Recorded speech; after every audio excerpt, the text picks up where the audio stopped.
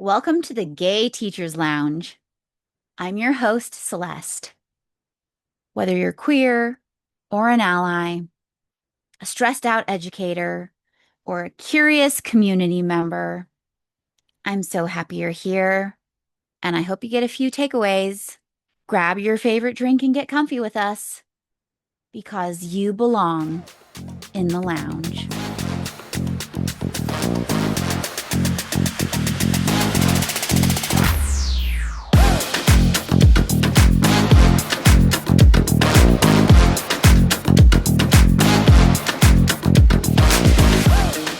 Today's guest is an elementary special education teacher, a former middle school educator, and a proud lesbian who's taught on both sides of a deep political divide in public education. After beginning her teaching career in the Deep South, where being openly queer in the classroom can often come with real professional risk, she made the difficult decision to leave her district, and now she teaches in a major city where inclusive practices are not just accepted, but expected. She brings 3 years of teaching experience, a deep commitment to equity, and a powerful perspective on queerness, mental health, and humanity in schools. Above all, she's the kind of teacher students remember, the one who made them feel safe, seen, and believed in. Welcome to the Gay Teachers Lounge, Tina. That was the best intro I will ever have. I hope not, Ever. but thank you. Welcome. Thank you. I am so excited to be here. I'm so happy you're here. To get us started, why don't you paint us a picture of what it was like for you teaching in the Deep South as a queer educator? Yeah. Okay. So picture this. I grew up in this county. It's very much very traditional Christian Bible Belt beliefs. I have family members, even to this day, that don't believe that queer people should be in education at all. And that's kind of the belief that was still prevalent when I was teaching in this specific county outside of this major city. So it was a lot of tiptoeing, even if you were out. A lot of teachers that were queer weren't open about it. So we kind of like knew each other and we kind of had to learn each other's boundaries of, this is what we're like at school and this is kind of like what we're like outside of school. And it was a lot of trust. To be honest, in that county, I knew one other queer educator, Mm. and it was very hush hush within my classroom. The kids that needed to know knew, and the kids that didn't need to know had no idea. But I will never forget my first day of teaching ever. I mean, I'm 21, fresh out of college. I'm giving a little introduction about myself to these seventh graders, and a student in the back raised their hands and said, "Do you listen to Girl in Red?" Oh my gosh. And I had to make that split decision, like right then, if I was gonna, out myself, to all of these kids. But, in that split second, I was like, no one's gonna understand that reference. If, like Yeah, that's a very niche reference. So I was very. like, yes, I do. And from that moment on, I was the gay teacher. Okay, she asked you that one question, and then just based off of your one answer, you became the gay teacher. And now then, did she spread the word to all the other queer students who she was friends with?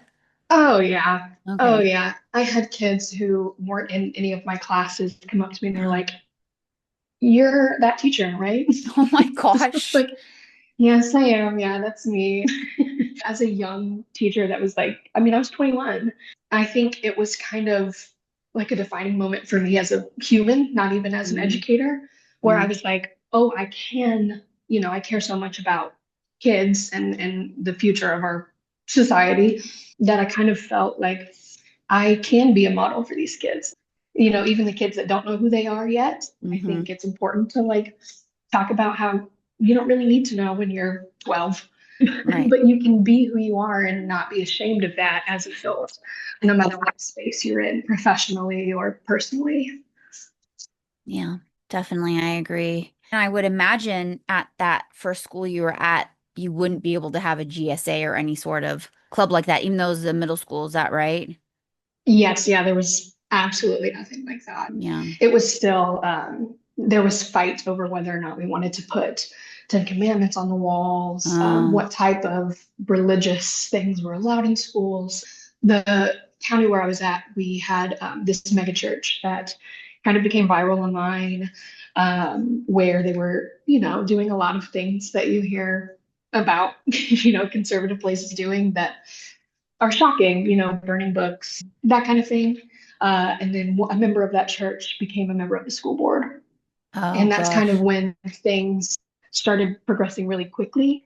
Wow. We used to, I'm sure you're familiar with the little safe space stickers. Oh yeah. So in this county, we had, they were just little, like they were tiny that we would put on the bottom of our window and our classroom door. Yeah. And then basically in a weekend, we were told to remove them, that we were no longer allowed to have them, and that what did they say? They said it was like an oxymoron to say that it was a safe space because for kids that believe in that lifestyle, it wasn't a safe space.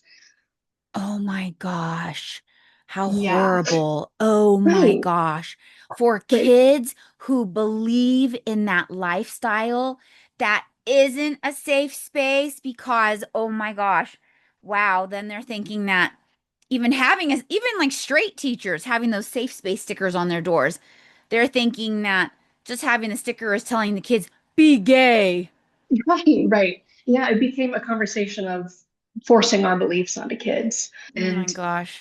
it was a whole conversation about, we had a conversation about flags in general. We were Oh allowed to fly gosh. any type of flag other than the American flag. Oh my gosh, yeah. Yeah. That same crap was going on at us in a school district in California.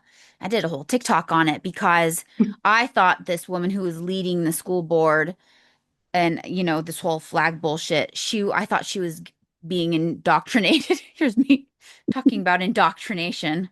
Being Yeah. Yeah. indoctrinated by the Texans. I always forget that there's probably I would say 11 or 12 states in our union that are whack with these, anti-queer legislation and school policies, just ridiculously so openly bigoted. Yes. And for anyone who's trying to do any of that shit, how can they not see how not only hypocritical they're being, all of them need a mirror and they just need to look at themselves Yes. for a really long time in Right. the mirror. Right. I was going to say you can't have a safe sticker on your door, but they want to be able to make sure that they're indoctrinating every kid to be straight, to be Bible thumpers. No. Yes. Yeah, no. No. And a lot of the teachers who kind of fought back, a lot of us didn't. I was Mm. brand new. I was young. I was Yeah. afraid to kind of push the boundaries. I didn't want to put my license at risk. Yeah. I was really scared. I mean, and like I said, at the school, a lot of the teachers did know, and a lot of the teachers were very like affirming, very cool. But then there were teachers that weren't, and you kind Mm. of sniff them out. There were Yeah. teachers at the school that I was at that were members of this church. I bet. In the same way that people can tell that I'm queer of some kind, you can kind of tell in the South who's cool and who's not with Mm. that kind of thing. Yeah.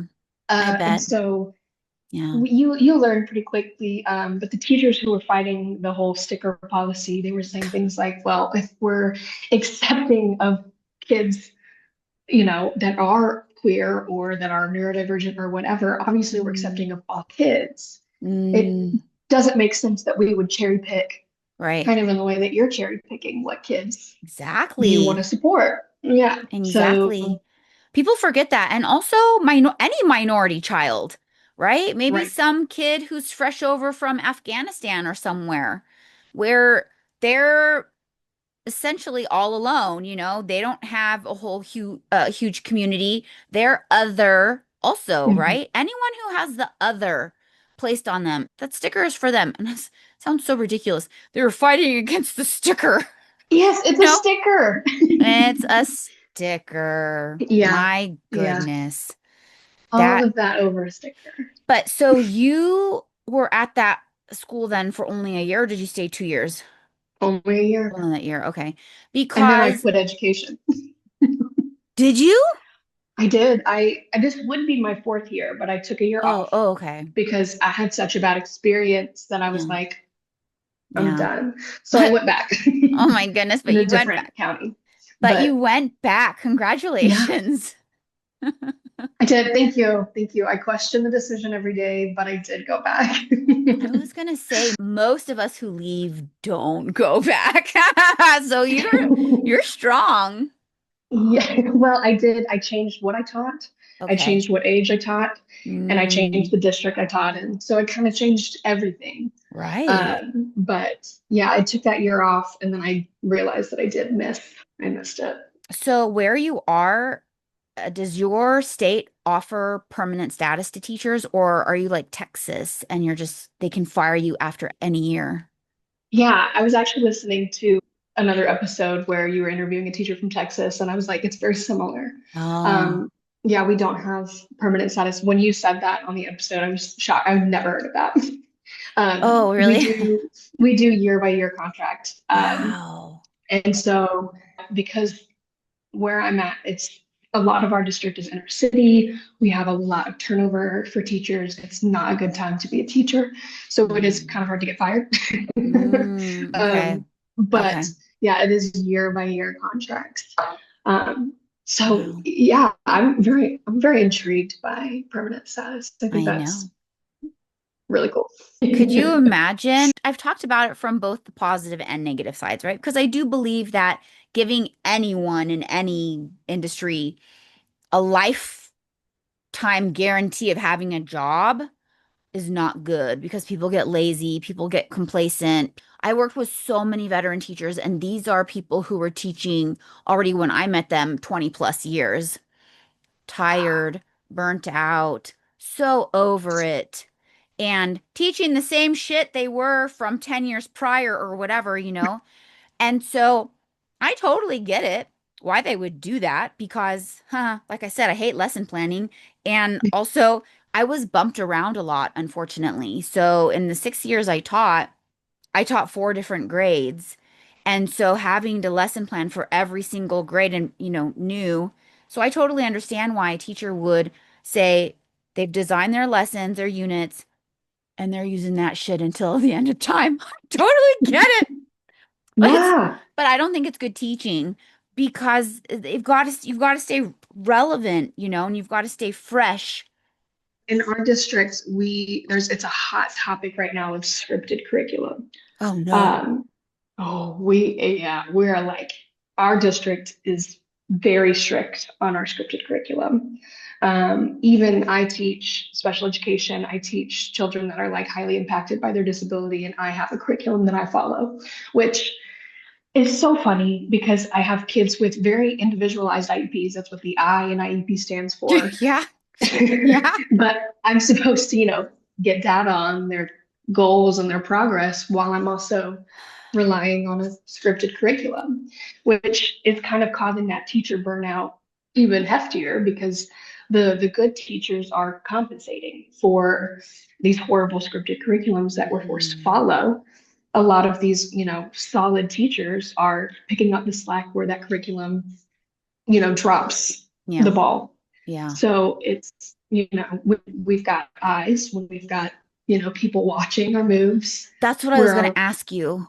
Mhm. Does your principal or someone walk through your classroom at a certain time during the day to make sure you're on like page 47 or something like that? Yes, we have what's called what do they call it? This is a gen ed term, but they call it like the nook and crook. So you have your book in the crook of your arm, and you're Yeah. just supposed to follow it. Um, Oh my gosh. Luckily, most admins, unfortunately, don't really care about special ed.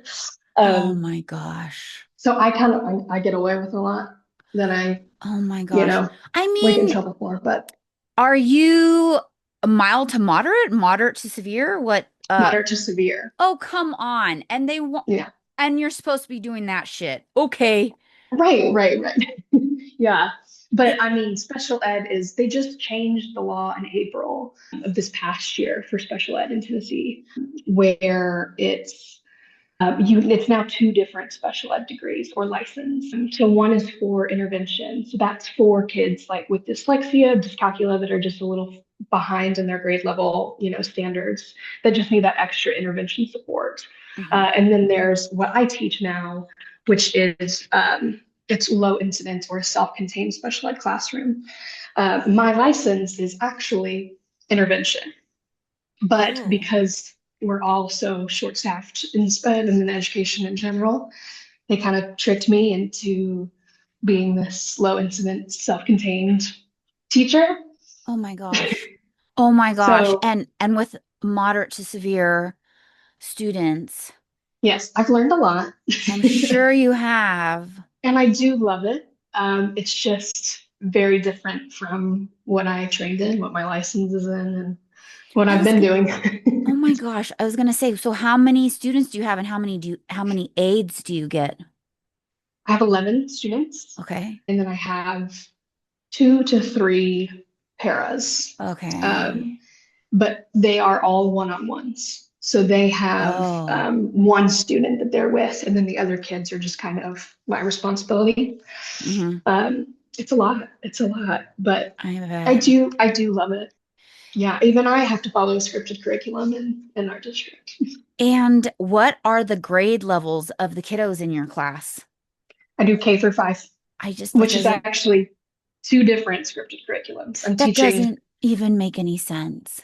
right? Oh my gosh. You know what? I swear to goodness, I think districts and state, especially in states like yours, are honestly trying to create dumb people where citizens will be so uneducated that they'll be easy to control.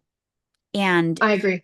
and hearing the whole nook and crook and just I and you are not the first person I've talked with who's talking to me about this new protocol of and scripted education. Mhm. And if they go off course, they get like a little demerit or, you get in trouble. Mhm. Yeah, you could get written up. And I think it is very behind closed doors. We do have a lot of teachers compensating for where our scripted curriculum drops off.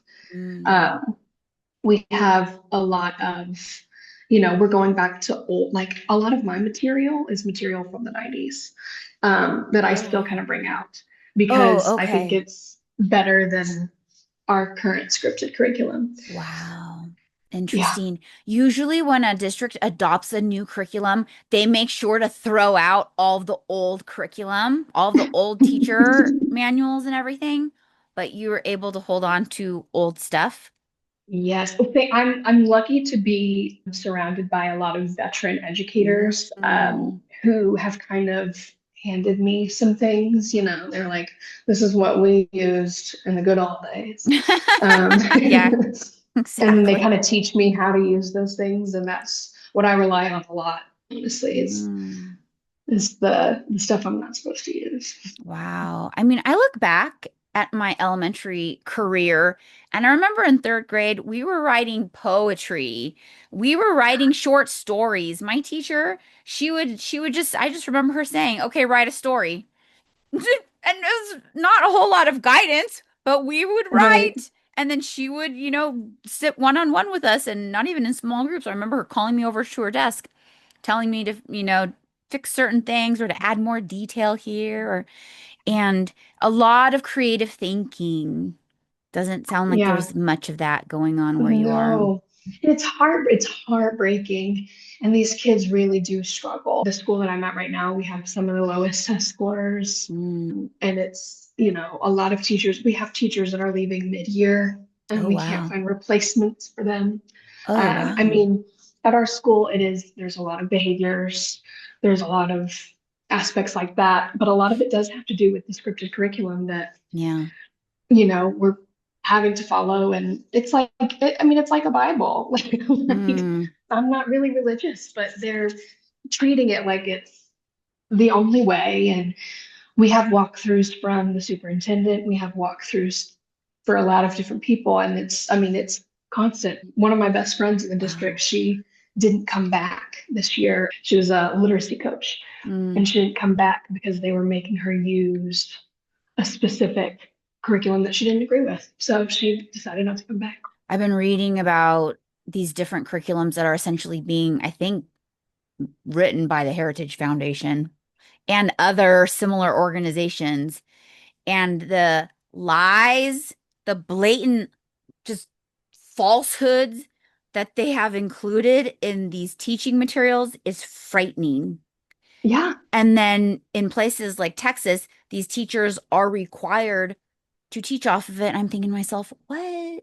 We're going to have a whole bunch of morons around our country and just people who don't know because they don't know. right. Well, and in Tennessee, they're also taking out things all the time. Like they just took analog clocks out of our standards. So we don't teach analog clocks anymore. So kids don't know how to read clocks. I still Mm. teach my kids, I was going to say but they won't be able to tell time on any standard clock or a lot of watches, mhm. and most of them don't get taught cursive anymore either. Nope, we don't do cursive in Tennessee. In the whole state, no one's learning cursive. No one's learning cursive. I think, and that was a long time ago in Tennessee. I mean, I think I was one of the last classes to learn cursive in elementary school, and I'm Really? a whole last adult. Yeah. Really? Because when I was teaching, and even so, I taught third grade for 2 years, fourth grade for 2 years. I even taught my fourth graders because their third grade teachers hadn't taught them.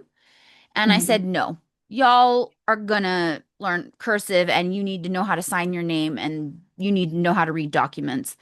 And Right.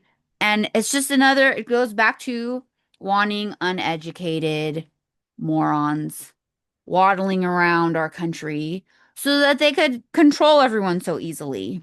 Yeah. This is going to be very interesting to see how the future unfolds. 100%. Yeah. We're creating little robot kids, It's looking little very, robot. very bleak to It me. is. Yeah. And it's like, and then there's going to be a handful of children who are being sent to the private schools where they are still learning cursive, where they are still being taught how to read an analog clock, where they aren't being taught to just say, T Bob and Jim pet the dog. What did Bob and Jim do? Pet the dog. Okay, good. It's like they're actually learning critical thinking skills and actually probably being encouraged to be creative. Then they're going to be the damn fuckers who are harassing and tormenting the rest of society for all time, Right. 100%. Very scary. right? And it's And just, like ugh. it's heartbreaking for people who went into education, thinking it was one thing and then getting here and realizing it's Mm. not. Right. That first year you taught, was there a pivotal moment where you just realized, oh, hell no, that you had to get the hell out of there? Or was it just many things? There was a teacher who nobody knew was queer. Like she hadn't come out, she hadn't said anything, and she went to a school board meeting after the whole sticker debacle. Mm. Um, she, this was also, well, it was sticker debacle, and they passed this law where children had to go by their name on their birth certificate. And so that kind of was like a tipping point for this teacher. And she was a veteran teacher. She had been teaching in the county for a long time. Mm. And she went to a school board meeting and blew up, brought her wife out, brought her kid out, and I mean, went off on the district. The video went viral on Oh, Twitter at the time. oh, okay. I mean, she was like, "This is why I'm leaving. You guys have really messed up." And I can tell you, lots of teachers are following me. And when that video came, I mean, we worked in the same school.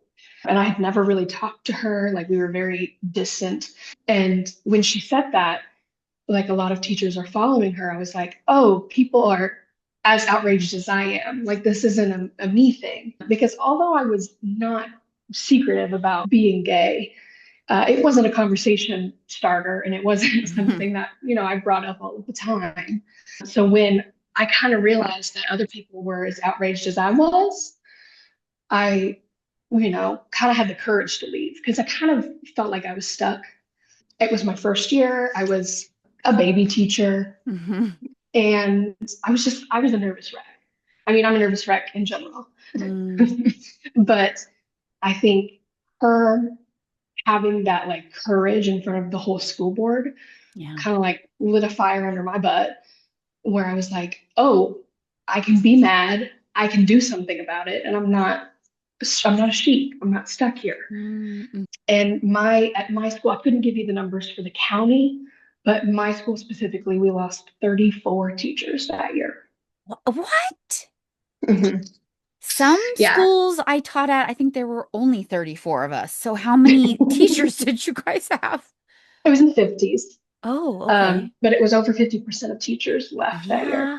What? Our principal was very into the, politics of the school board, was very into that.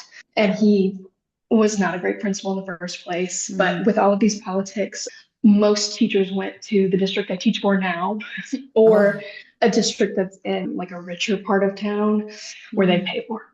Oh, yeah. Yeah. Interesting. Because not only did we have these political problems, it's also one of the lowest paid districts in the state. I was going to actually ask you, going back to that first year you're teaching. So, right now, with the district you've worked for first, what's a starting teacher's salary? They changed it right after I left the district. There was like a 5% raise or something like that. But when I started, I think I was making around 36K. Oh, good Lord. And Yeah. okay, but so that we have this all balanced and we're doing the math right, how much was your rent? I lived with my parents. Oh, well, if you didn't, to say Well, rent a one bedroom apartment around that area, how much would it be? I have a one bedroom apartment now, and I pay about 1,700 a month. What? No Mhm. shit. No, you don't. I sure do. No, Yeah, you one don't. bedroom, Okay, one hold on. bathroom. Oh my gosh. So then that is very messed up because the district I started working for, I recently looked at their salary schedule. A first year teacher is going to make almost 70K. I'm going to say Oh, 69 and some change. mhm. And rent for a one bedroom is around 1700. So what Yeah. the hell? That's Right. crazy. All of the like young teachers that I knew had multiple roommates, lived with their parents. I mean, in my What? group, like my Mm, friends, we all lived with our parents, which is a whole other thing because me and my parents are not friends, but I didn't have a choice. yeah. What a life. That is such an embarrassment to your state, to that district. And also, it's so infuriating to, to think about people. Just such a, honestly, education, I really, the way that our country looks at education is really fucked up, right? It's like, Yes. so, and I love this woman's TikTok I came across months ago, and she did the math. She laid it all out there.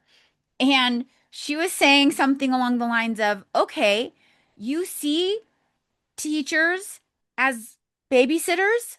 Okay, well then let's pay them babysitter wages, right? And so you drop your kid off at the babysitter, it's what, $10 or something an hour, right? Hmm. Times 34 kids, right?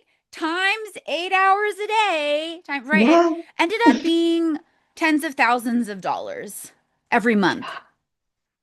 And And yeah, yeah, it's just, and people don't understand if they've never taught, people do not understand the amount of energy that is needed to be exerted when teaching. right. Well, and the job doesn't end at 3 o'clock or whenever you leave school. Exactly. I get parent emails, I get parent texts, I have grades I have to input. I mean, I'm working all of the time. Yeah. But going back a little bit to the salary discussion, the district that I worked for where I was making, 36K, they Yeah. also prided themselves on being one of the top districts in the state. So like top test scores, top attendance rates, they were level five schools in the whole district, and yet it was the lowest paid county in the state. Wow. Really? Yes. Yeah. But So now I work for a district where test scores are not important. I mean, the district I teach for is genuinely so large that we have many other issues Mm, to deal with. And a lot of the schools that are in our district are inner city. A lot of our schools are Title One. I'm going to say over 50% of our schools are Title One. hmm Test scores aren't that important, but we also have behavior issues. We yeah. have a lot of problems that my last district didn't face, but we hmm do. I mean, first year teachers make a lot more in this district than they do in my last. Okay. At least 50 some, hopefully. At least 50 some. Okay. I mean, I understand how some areas, even within a state, are more affordable to live. I think it has to be the same cost of living costs being taken into consideration when calculating teacher salaries because in so many instances the math ain't mathin'. Math And ain't nothing. no, and I remember reading an article, this was probably 10 years ago, about teachers in San Jose, and San Jose is part of Silicon Valley, right? Like the tech capital of the world, and all of these rich computer people and teachers there would come together. 10 of them would rent an apartment. They'd be sleeping in sleeping bags during the work week, and then they would drive home or they'd take the train home out of San Jose to where they could afford to even rent an apartment to go back to their families. That's insane. It's That's pathetic. insane. And Pathetic. something I say to myself, I mean, I love education. I don't see myself leaving in the next 5 years. I mean, I love the principle of education. Um, Yeah. but, you know, almost every day, like I'm basically living paycheck to paycheck to be as Mm, stressed and to do as much yeah. work as I'm doing all of the Yeah. time. And it really makes me question my life choices. Definitely. And I've talked with a handful of teachers who have second jobs, and I say to myself, hell no. I had met a I have a girl. second job. No, you, oh, that's right. You told me that. Yeah, I do. I have a second job. No, I When don't I like first that. when I first started teaching, I had three jobs. Um, No. well, let me rephrase. When I first started teaching in this district, I had three jobs, but I was able to drop both of them at one point, and then times got hard, so I had to pick my second job back up. Mm. Yeah. Do you want to share what you do for your second job? I teach voice lessons. I used to be a Oh, professional singer. oh. All right. So Well, drop that single and start earning some singles. No. that's what I'm saying. Yeah. I mean, that's my dream. That's my dream. Okay. Yeah, I was gonna say at the end of the episode, if you want to sing us out, you can sing and then you'll probably get discovered because I have all of like 100 subscribers for this podcast. Yes. So That's 100 more than I have. teaching voice lessons sounds a lot more fun than teaching. Yeah, I do love it. Well, and that's another place where I got tagged as queer immediately. And then all of the students at the company that I work for, like all of the queer kids would be like, I want Tina, I want her. That's awesome. Yeah, That's yeah. I don't know what it is about me. Yeah, I just exude gay. probably exude acceptance, Yeah, that is, tolerance.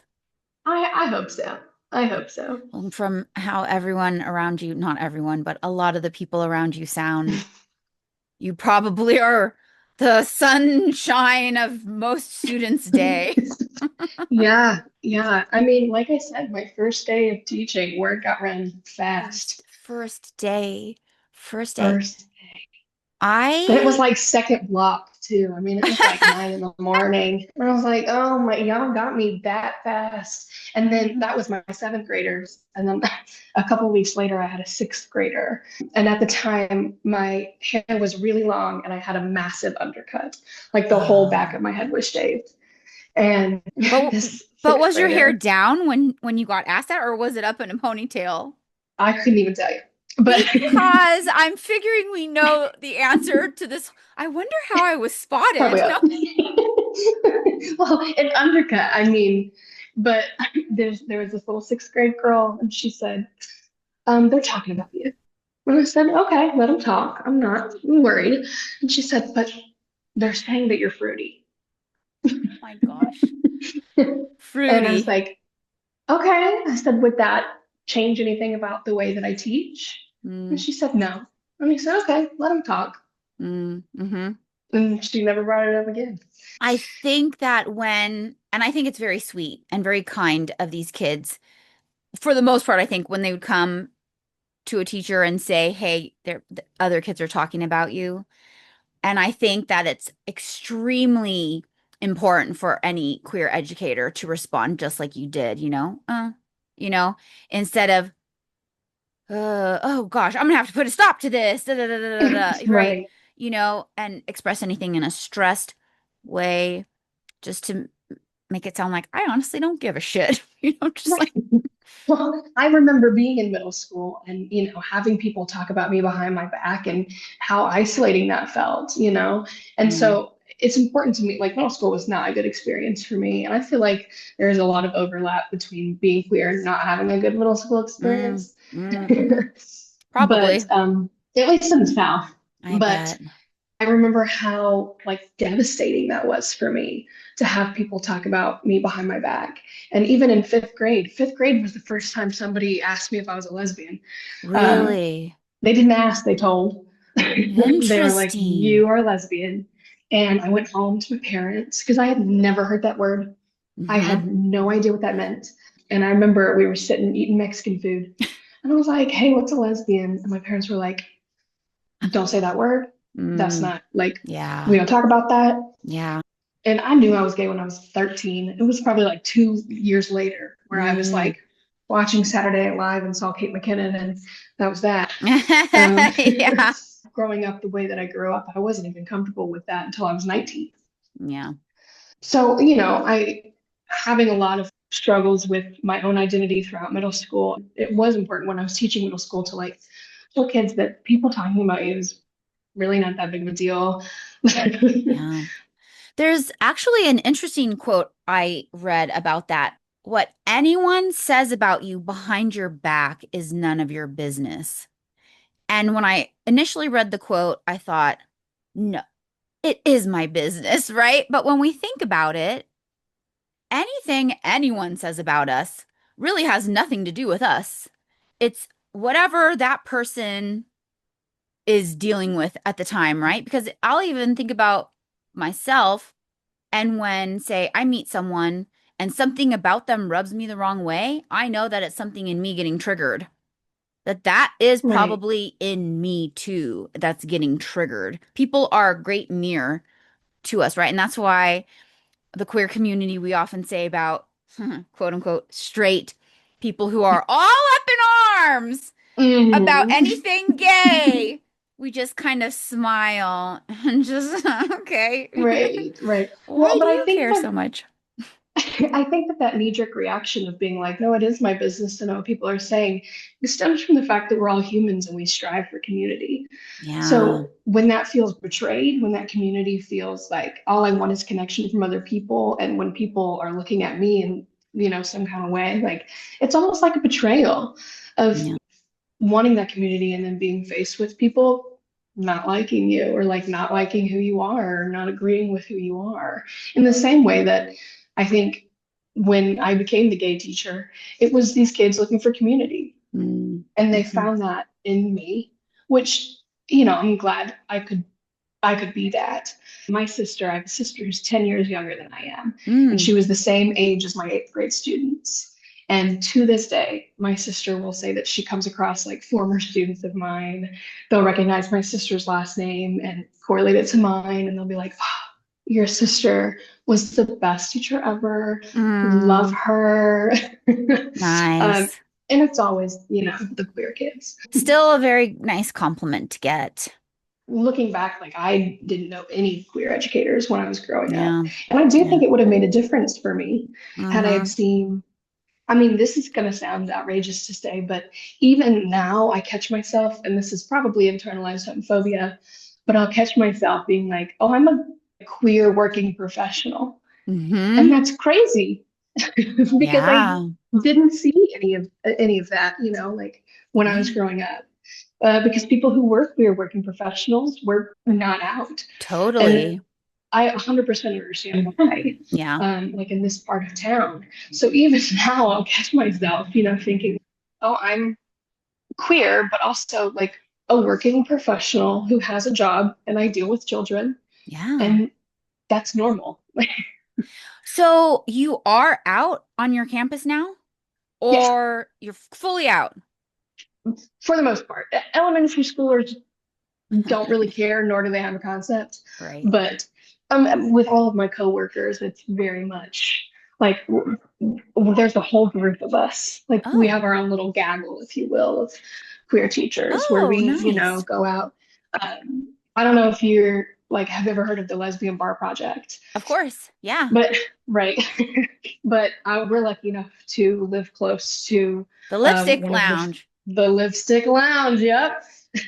So Fun. we go hang out all the time at the Lipstick Lounge. Yeah. So it's nice. Like that was unheard of at my last district. But I Mm. mean, within my first week in this new district at the school I'm at now, we all just happened to find each other, and now we all go to the Lipstick Lounge or we'll go out somewhere else. We have another gay bar here around town. That one's like a dance club. I mean, we'll all just go out, and then it's weird because I never felt, I do the very stereotypical, like I used to at least, where I would say, oh, my partner, Hmm. or, trying to hide the pronouns, saying like Yeah. using they, them pronouns. Mm. But when I started teaching in this new district, I was never worried about it again. I could Nice. openly say like, oh, this girl I'm talking to. Or I'd Right. say like, I went on this date and she XYZ. And, knock on wood, I've never had anybody say anything about it. Knock So, on wood. right, right, right. Yeah, I mean, it's just very normal. And I never thought that it would ever be like that for me. I never thought that I would be normal. So, Mm. having this community of other queer educators is Mm. phenomenal because I've never felt like that close to another group of people where we had so much in common. I would imagine that would be nice. I know the first school I taught at, definitely no gay teachers. I'm gonna stand strong on that one. There not even anyone closeted. Right. And then it was so it's just like an ick vibe there. I felt really uncomfortable. I was dating my ex at the time, and she was definitely a he whenever I talked about my partner. And I didn't Hmm. even use they, them pronouns. She's completely a man. That was me And in college. Yeah. I got to a point where I really started to feel so full of shit. And also, I felt badly, and she'd get pissed because, when we'd see each other, I'd be telling her stories, and she knew that I was referring to her as a man, and she hated it. Of course, she would remind me, I'm not a man, right? I'm like, uh, I do. I do know. I do I know. do Yeah. know you are not a man. However, my colleagues can't know that you are not a man, okay? Right. And so, Well, and I still to this day, the first time I say, she, or the first time I talk about going on a date with another woman in front of a teacher for the first time, I still get that little, like yes, I'm nervous to say it. nervous. Um, Yeah, nervous. I would like to say, even at the school where I did work with, I don't know if I were to say if any of us were like openly out. So we all knew we were queer. So there was four of us.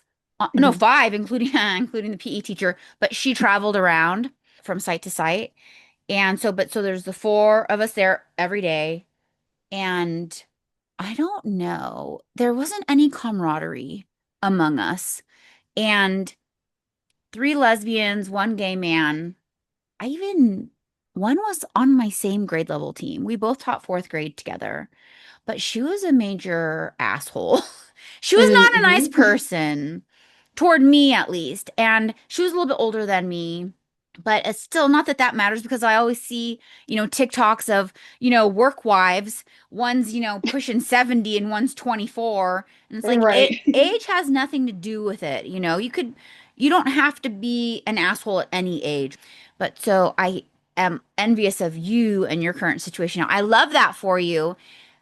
cherish that because I think it's rare, to Yeah, right to even find queer coworkers and then now y'all are going out to the club together. It's like, right.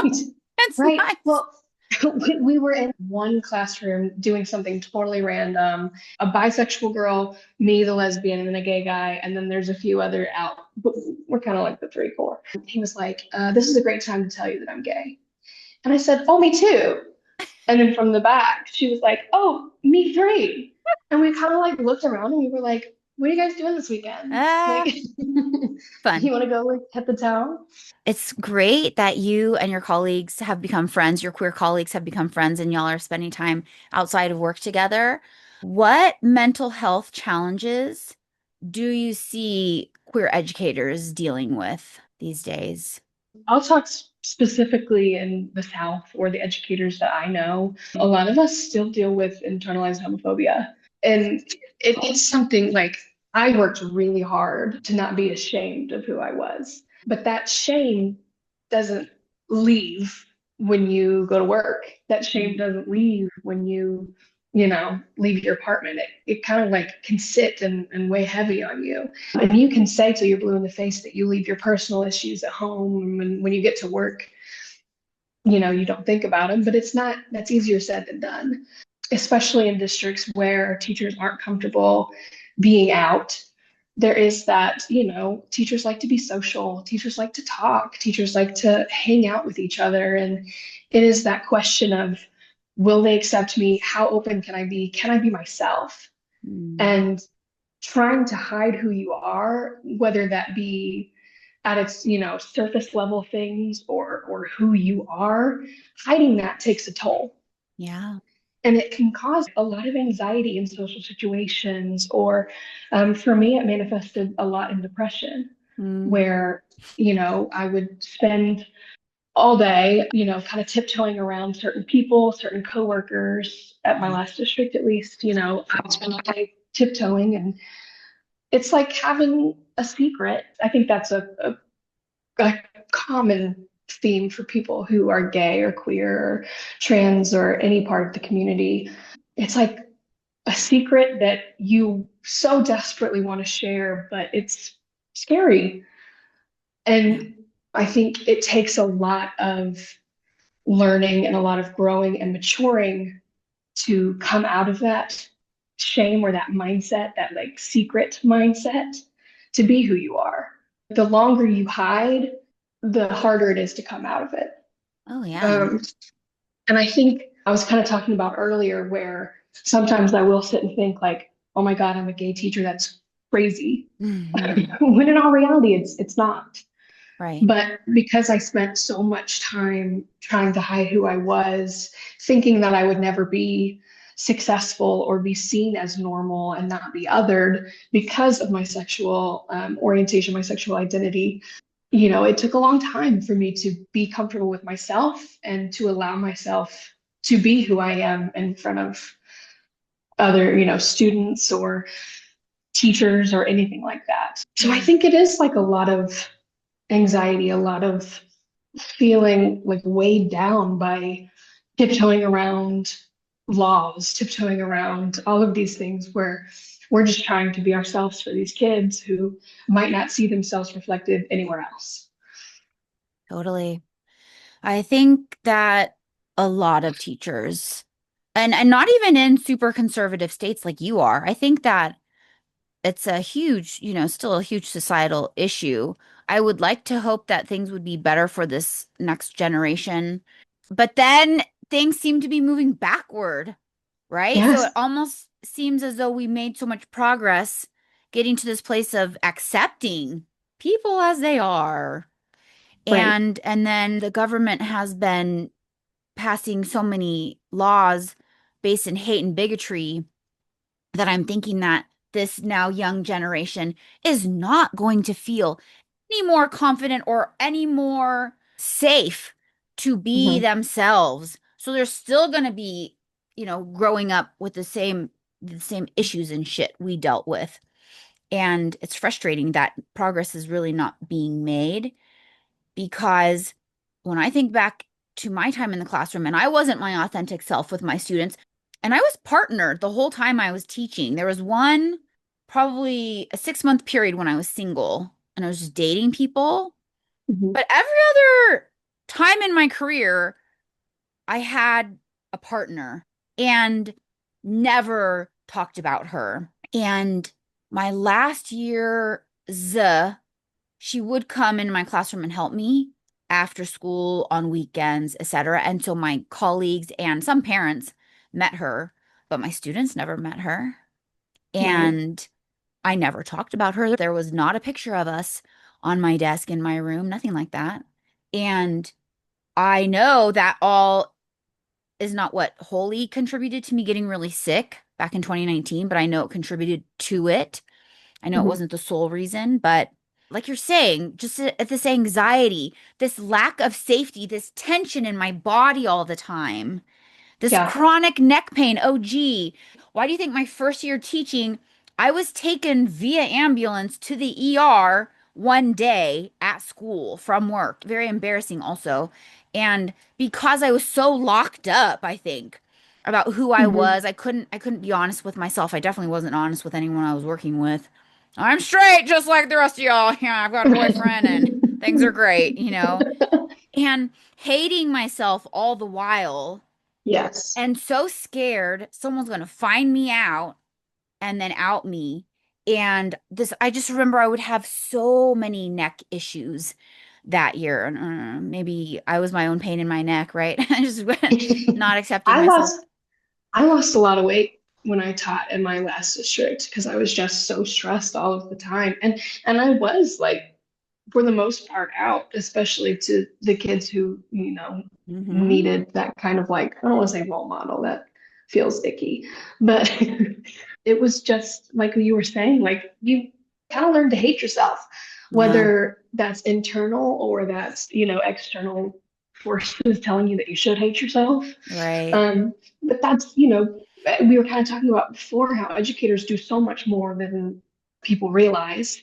Yeah. So we're doing all of this work, all of this, caring for students, being as good of an educator as we can be, on top of the fact that we hate ourselves, All you right. know? Exactly. I was trying to make the point too when I was going down that rabbit hole of sorts that when we don't fully love and accept ourselves and we aren't our true selves, it does bleed into the classroom. And I don't think that the synergy, the positivity, the safety, right? Like when I was interviewing a couple of guests this season and last, I just realized their kids probably feel really good in their classroom because they're fully out. There's no question mark, dot, dot, dot, hiding, ooh, nobody out me shit, going on. They're Hmm. just fully authentically themselves. And, but then they don't make a big deal about it either. It just is, it's like, yeah, and, yeah, I am gay. Yeah, and what? Yeah. And I think that kids, when they're around someone, a queer educator who is comfortable in their own skin and has gotten to the place where they are so at peace with who they are that I think they arrive differently in their classrooms than I ever did or Hmm. that I ever was able to. Yeah. Recently, another teacher walked into my classroom and said, "Your kids are just so happy." Like Oh, I've never seen a classroom where kids are this happy. And that's nice. that was like a huge compliment for me because teachers do bleed into their classrooms, whether that be Yeah. positive or negative. So going back to like that political climate of feeling like we're going backwards, I think fortunately now I'm at a place in my life where I wouldn't be afraid to go to the school board and speak my mind. I wouldn't be Hmm. afraid to stand up for what I know is right versus my first year teaching when I was kind of scared to say what I wanted to say and be who I wanted to be. Now, if things go awry in this political climate, especially within education, I am fortunate that I think I would be able to withstand and stand strong in who I am, what I believe in. I realized I was gay when I was 13, didn't do anything about it until I was 19. Well, yeah. If you're anything like me, I think that I was so asexual for such a long Yeah. time. I, me, I don't want a boyfriend, but I definitely wasn't even thinking about having a girlfriend. I Right. just knew I didn't want a boyfriend. And it was just safer for me to just tell people I can't date. But once you get to Mhm. college, you can't keep saying that. My senior year of high school, my mother made me date a guy because Mm, she was like, you wow. need experience, like you need to go Oh have my dates gosh. before you go to college. And so there was this guy that was interested in me. We dated for a year. Oh, We wow. never held hands. We never kissed. We never did any. And I remember like he would walk me to my car, at the end of the night, and he would do that like standing over the door, like desperately wanting a kiss. And in Yeah. my brain, I mean, like my whole body would shake because I was like, this isn't right. Like, this is not Yes. what I want. This E- is not how it should be. Exactly. And, I would just kind of like close the door, like, good night, see you Oh my tomorrow. gosh. He stayed with you for a year. I'm shocked. Yeah, well, it is that conservative Oh, right, Christian, right, right. like That's true. he's a pastor's kid. Oh, perfect. So, Perfect. mhm. Oh, you got So, lucky. I was going to say, I've literally never heard of especially a young guy having that much self-control. Really? Oh, wow. I mean, he for sure didn't want to. Yeah. There were signs that, like, Yeah. you know, but I think, I don't know what, like, he was the only one that never got the gay vibe from me. But The guy, yeah, the rare guys who are interested in us for some reason never do for some they reason. never see it. I mean, I could be wearing like a full like lesbian pride flag Yeah. t-shirt Yeah. and I'd still get hit on. Right. Um Or you could have the scissors shirt on yes. and yeah, and he would just think it's so cute. Yeah, he's like, "Oh, And you must be really into crafting." you and your crafting, double fisting those scissors, just like, Double fisting. Yeah. Yeah, we dated for a whole year. And then when I graduated from high school, he gave me a picture frame that said, I love you on it. oh, And that was like the first time he had said, I love you. And I remember opening it, feeling like I was going to vomit. oh my And then was like, gosh. was like, thank you. Oh my goodness. That poor guy. I honestly feel sorry for that kid. Oh my gosh. I He know, sounds I like a know. decent guy. Decent, Yeah, yeah. yeah. Well, and if I had never come out, which at that point in my life I thought I never would, we would for sure be married. Oh We'd my have a gosh. house. Oh my And gosh. yeah, I just feel very, very lucky that I was able to come out before, because I moved into my dorm at college. I went to that conservative Christian college. I met Christian professors who were affirming of like Oh, LGBTQ people, and I yeah. didn't know that that existed. I didn't know that they were Right? Christians Right? that, I'm not religious now, but I didn't know that there were Christians that, you know, were cool. Yeah, exactly. Weren't filled with hate? Oh, Right, okay. right. That were actually like, use the love that they talk about. Mm, Um, yeah. but Yeah. that was, I mean, I went home like after freshman orientation, after meeting these professors, and I was like, I gotta break up with this guy. I've gotta break Oh up with my this guy. gosh. So you were still together when you went away to college, so the college wasn't that far from home. No, yeah, Okay. it was like an hour drive. Oh, okay. Um, Oh my but goodness. yeah, we met halfway in the middle, and he left me sitting in a coffee shop. Oh, I bet. Oh, I would have too. And even if I had Yeah. been a Christian pastor's son, I would have been like, fuck you. No, just I'd be like, That was pretty fucking much the vibe. leading me on for a year. I have been waiting to kiss I you know. and get some ass for a year. Yes, he wanted that ass. But Oh it my was God. well, I kind of was like, if I stick with this, I will fall in love with him. I was like I just need to keep trying. I was like, I just Oh, need to like yeah. keep I get going, and it. I'll I fall get in it. love with him. Yeah. And I was on a choir trip in high school when I realized that wasn't going to happen, and I just remember Oh, sobbing, but yeah. I wasn't out, so I couldn't articulate what I was Yeah. feeling to anybody. But No, I get it. I 100% get it. And I think that when I first came out, I first came out as bisexual because it's way too scary, especially when we have all Yes. of that internalized homophobia to come out as a lesbian. I mean, barf. If like Yes.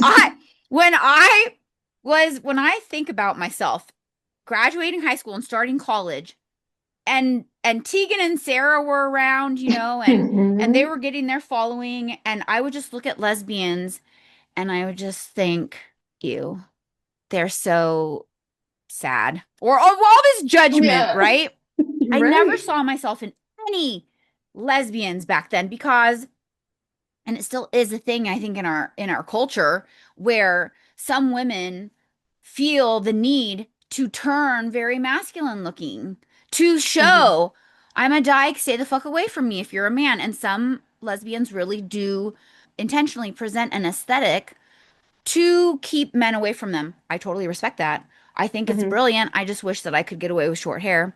Then I would probably Same. go that route myself. But I think I just didn't see myself in them because, and I still to this day, with anyone who makes a TikTok on this is what a lesbian looks like, and I always look at that person and I'm like, a lesbian doesn't look like any one thing. Hmm. That's the Yeah. thing. I look like a fucking librarian half the time. I'm a lesbian. Right. I'm Okay? like a very chapstick kind of girl. Like, I sometimes people flag me and sometimes people are like, look at that cute little straight girl walking down the street. Yes, exactly. And I think it depends on how I dress too. And if I wear my hair a certain way, I do look very dykey. And if I Yeah, don't have a yes. lot of makeup on, Well, I hardly ever wear makeup. I put some on to for this. But like I often have a band t-shirt on with my rolled sleeves, ah, showing yeah. off all my arm tattoos. And Okay. sometimes I'll look in the mirror. I had on a beanie the other day and had on this whole outfit. And I looked in the mirror and I was like, God, I'm not fooling anybody. Yeah. Nobody is fooled. But Right? then it's always when I like have that thought where I'm like, God, I look so gay, where people compliment my outfit. Yeah. Like I went to the mall the other day and this random guy was like, "You are the coolest person I've ever seen." And I was like, Ooh. "Thank you so much." And it wasn't like a flirty thing. It was just, "You Yeah. look cool." And I was like, "Oh my Nice. God, being gay is cool. Owning it when we Tell your own it. friends." Right? Owning it. Yeah, it is true. But I never saw myself in, and any lesbian I remember seeing like all of the beginning lesbians were essentially Ellen, right? And they Yes, yeah. all look like some iteration of Ellen. And spoiler alert, Ellen ain't my type. So Hmm. I didn't think that I was gay. I just knew that I really was attracted to certain gals, but they didn't look like Ellen, right? Right. Well, when I was going through I think a lot of queer gay girls have this like, I'm gonna pick a guy to have a crush on. Like I'm gonna pick one out in random, and that's the guy I have a crush on. Right, right. And I found that it was always guys with long hair. Yes, me too. Me too. Yeah. I had the biggest crush on a tennis player in high school, Travis, and his hair was Hmm. down to Shout out here, Travis. his shoulders. He was a tennis player. He was tall and slim, and from the back, he looked like a gal. And Yep. Travis was my wink wink guy. I really Uh, had a crush on Travis. Yeah, right. yeah, you're Yeah, right. And it's just the long definitely. hair. And It's the he's long probably hair. gay nowadays. I bet you anything. Like if I were to try to look him up, I bet you anything because I found that in college when I forced myself to date men because I was like, shit, people are starting to talk. Oh God, better start dating. Then I would date these guys, very handsome men, but looking back at them, I'm like, yeah, I'm all fucking gay, probably. Like seriously, I don't think I dated one straight guy. Right. Speaking of lesbians and gayness and everything, would you like to share with everyone what gay thing or things you've been doing lately? Yeah, you can catch me at gay karaoke at the Lipstick Lounge. You can catch me on the apps. It's my dream to visit all of the lesbian bars that are left. I've been to Yeah. two. Okay. Well, Tina, thank you so much for coming on and talking with me, sharing your experiences, talking shop. Yeah, thanks for having me. This was the best. Yeah. Thank you all for listening.